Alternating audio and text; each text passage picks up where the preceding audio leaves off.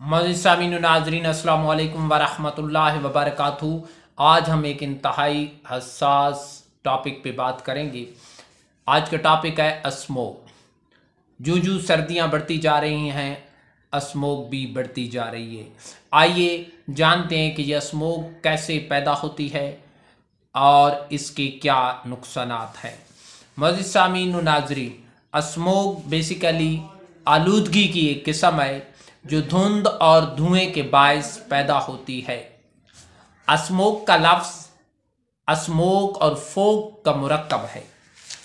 यह स्मोक फिजा में मौजूद nitrogen oxide, sulphur dioxide, carbon monoxide, गाड़ियों और फैक्ट्रियों का धुएं का मुरक्कब है।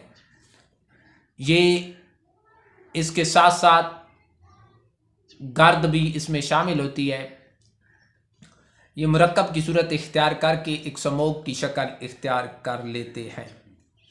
मज़ीद सामीन, इसकी वजह से बहुत सी बीमारियां जन्म लेती हैं, ख़ुसूसन सांस लेने की दुश्वारी, गले में तकलीफ़, आँखों की बीमारी में आँखों का जलना और आँखों से पानी का बहना शामिल है।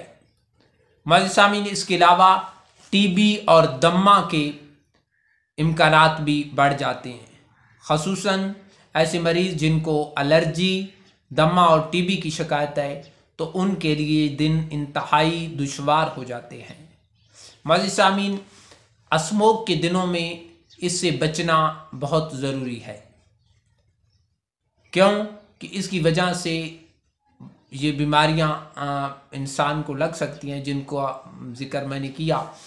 सबसे जो हैरान कुन और परेशानी वाली बात है वो ये है कि बहुत से लोग इस स्मोक को धुआं समझते हैं, जबकि धुएं और स्मोक में बहुत सारा फ़र्क है।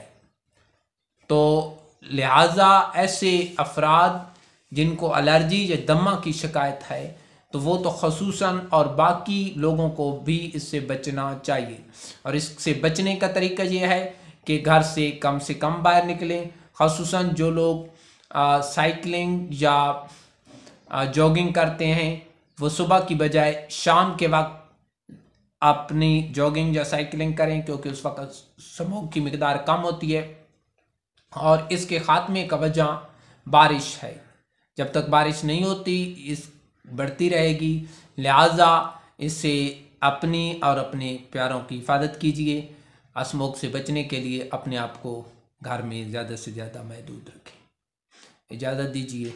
अल्लाह हाफ़िज़।